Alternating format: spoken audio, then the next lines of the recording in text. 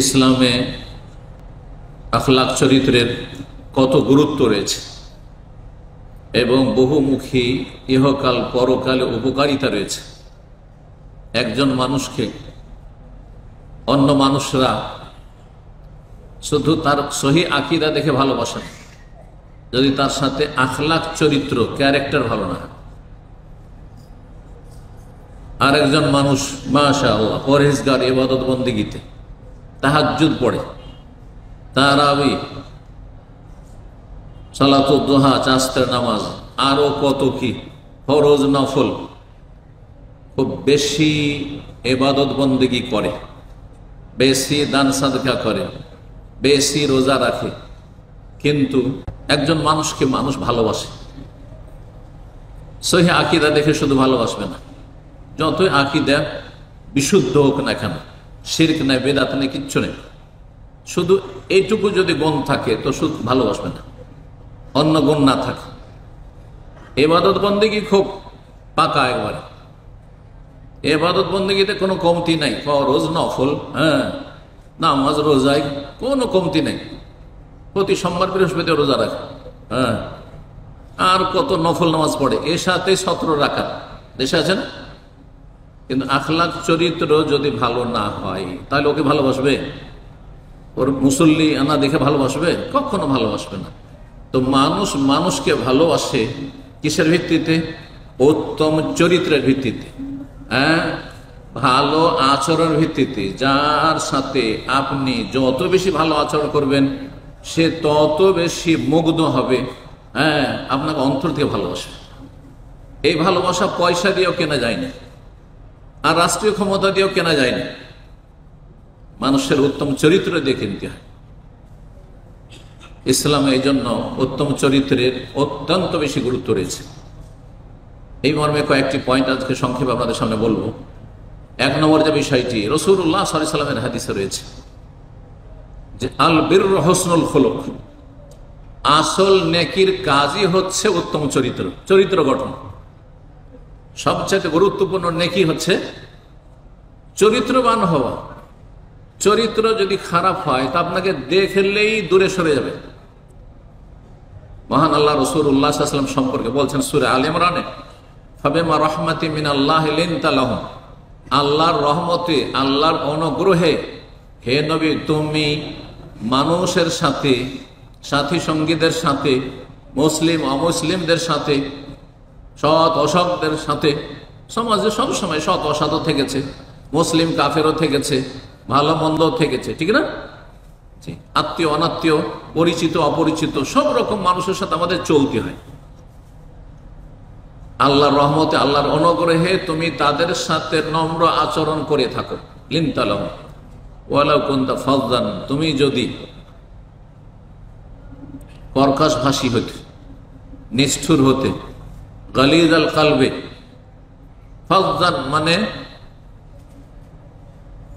কর্কশ ভাষী, ভাষা খারাপ, ভাষা বললেই মানুষ পালায়, দেখি এত খারাপ লাগে, মানুষ কথা শুনতে পারে না, আপনার বরদাস্তই করতে পারেন না, এত খারাপ কথা।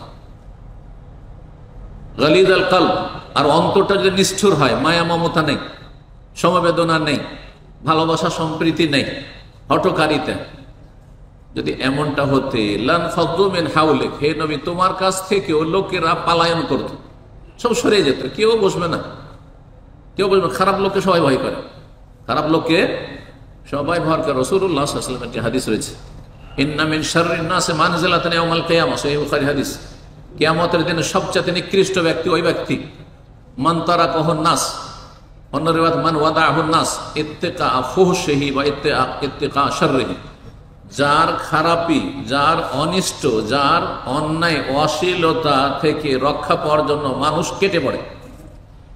এত ভাষা খারাপ, ওকে দেখলেই পালায়, লুকিয়ে যায়।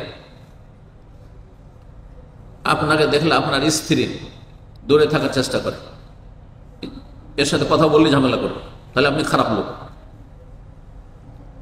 এর বিপরীতটাও, কারো স্ত্রী যদি এমন হয় যে ভয় পায়, এর সাথে কথা বললে ঝামেলা বাঁধিয়ে দিবে, তাহলে জানতে হবে খারাপ মহিলা।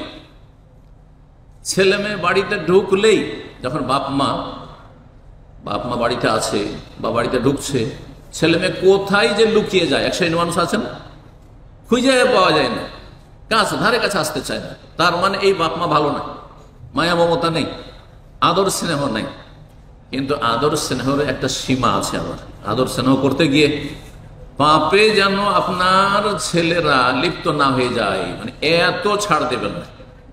ছাড় দেওয়ার একটা সীমা রয়েছে, সীমা লঙ্ঘন যে কোনো জায়গায় খারাপ। যদি তুমি তাদের সাথে খারাপ আচরণ করতে, তাহলে তোমার কাছ থেকে মানুষরা পলায়ন করতো। রহমতুল্লিল আলমী, বিশ্বজাহানের রহমত রাসূলুল্লাহ, তারপর আল্লাহ বলছেন যে তুমি যদি খারাপ আচরণ করতে, তো সাহাবীরা বা মুসলিমরা, হ্যাঁ, মদিনার মুনাফিকরা, ইহুদিরা সব পালাইতো, তোমাকে দেখলে পালাইতো, কিন্তু সবাই কাছে আসে। ইহুদির সন্তান নবী সাল্লাল্লাহু আলাইহি ওয়াসাল্লামের খেদমত করত, মরার সময় কলমা পড়ে নিল। তার বাড়িতে কোনো ইহুদি দেখতে যায় না ইহুদির বাচ্চাকে, কিন্তু রাসূলুল্লাহ সেই ইহুদির সন্তানকে দেখতে গেছেন। তারপর ইসলামের দাওয়াত দিচ্ছেন যে মরমার মুমূর্ষু অবস্থা, বাবার দিকে তাকাচ্ছে, সহিহ বুখারীর হাদিস। বাবা তখন বলছেন আতে আবুল কাসেম। রাসূলুল্লাহ মানত না, সেজন্য তার আবুল কাসেম বলতো। কাসেমের বাপ, বড় ছেলে কাসেম নবী সাল্লাল্লাহু আলাইহি ওয়াসাল্লামের, ইন্তেকাল করেছেন ছোট্টতে রাদিয়াল্লাহু তাআলা আনহু। আবুল কাসেমের কথা শুনে নাও, মেনে নাও, যা বলছে শুনে নাও, কলমা পড়ে নাও। সুবহানাল্লাহ, কত ভালো আচরণ করলে এটা একজন বাপ কাফের, তাও কট্টরপন্থী ইহুদি, হ্যাঁ, চরমপন্থী জালেমেরা, হ্যাঁ, সেই কথা বলতে পারে যে মুহাম্মদ সাল্লাল্লাহু আলাইহি ওয়াসাল্লামের কথা শুনে নাও, মেনে নাও। সাথে সাথে ছেলেটা কলমা পড়ল। আর নবী সাল্লাল্লাহু আলাইহি ওয়াসাল্লামের সাথে আবু বকর ওমর ছিলেন রাদিয়াল্লাহু তাআলা আনহুম। সেখান থেকে বেরিয়ে আসলেন, আলহামদুলিল্লাহিল্লাযী আনকাযা মিনান নার, সে আল্লাহর শুকরিয়া আদায় করছি, অশেষ শুকরিয়া, কৃতজ্ঞতা প্রকাশ করছি, যিনি এই ছেলেটিকে জাহান্নাম থেকে মুক্ত করলেন। নাহলে এই কুফুরের অবস্থা যদি ইহুদির বাচ্চা হয়ে মরে যেত, কলমা না পড়তো, চিরকাল জাহান্নামে থাকতো। সুবহানাল্লাহ। মায়া ভালোবাসা দিয়ে ইসলামের দাওয়াত দিয়েছেন মানুষকে। ইসলামিক বই পুস্তক আর ইসলামের ভালো ভালো চমৎকার কথার চাইতে গুরুত্বপূর্ণ এবং বেশি ফলপ্রসূ দাওয়াত হচ্ছে নীরব দাওয়াত। মানে আপনি আশেপাশের খারাপ লোকদের সাথে বেঈমানি করবেন না, আত্মসাৎ করবেন না, হ্যাঁ, আপনার আচার আচরণ খারাপ নয়, অমুসলিমের সাথে এক পয়সার এদিক ওদিক করবেন না। আপনি টাইম বেঁধে দিয়েছেন, ওই টাইমে গিয়ে দিয়ে আসবেন। এই ভালো চরিত্রগুলি আমাদের মুসলিম সমাজে থাকতো, তাহলে অমুসলিম থাকতো না। অমুসলিম কালে পরে মুসলমান হয়ে যেত। আর এটাই হচ্ছে ভারতে যখন প্রথম সাহাবায়ে কেরাম যারা আওলাদরা গিয়েছেন, এইভাবে তারা আখলাক চরিত্র দিয়ে ইসলামের দাওয়াত দিয়েছেন, আকৃষ্ট হয়েছে তারা। আমাদের স্বজাতি তো এই মায়া মমতা করেন না, স্বজাতি তো আমাদের সাথে এই ভালো আচরণ করেন না, চুরি বেঈমানি বাটপারি করে। কিন্তু এই মুসলিমরা, আরবরা এখানে এসে ব্যবসা বাণিজ্য করতে একটা পয়সার এদিক করে না, একটা কথার বরখেলাপ করে না, ওয়াদার বরখেলাপ করে না। সুবহানাল্লাহ। এভাবে ইসলামের দাওয়াত হয়েছে আসল মূলত প্রথম দিকে। কিন্তু মানুষের ধীরে ধীরে যখন চরিত্র খারাপ হয়ে গেছে, তখন কাফেররা ইসলাম সম্পর্কে বিরূপ ধারণা পোষণ করে। এক শ্রেণী জঙ্গিরা ইসলামের নয় মানুষকে খুন করে, তখন পুরো ইসলামের বদনাম করার সুযোগ পেয়ে গেছে কাফেররা, যে ইসলাম মানে জঙ্গিবাদ না, ইসলাম মানে জঙ্গিবাদ না। এক শ্রেণী চরমপন্থী রয়েছে, এরা খারিজি, এরা রাসূলুল্লাহ আনুগত্য থেকে বেরিয়ে আছে, বিভ্রান্ত পথভ্রষ্ট, এরা জাহান্নামে যাবে। চরমপন্থী এরা, মানুষকে খুন করা ইসলাম নাই। যথাসাধ্য মানুষের সাথে সদাচরণ করা। একমাত্র কখন মানুষের শরীরে অস্ত্র পাচার করতে হয়, যখন দেখা যায় একে বাঁচানো যাবে না। অস্ত্র পাচার না করলে, মানে অপারেশন না করলে একে বাঁচানো যাবে না, তখন অপারেশন। সব রোগী অপারেশন করলে হবে?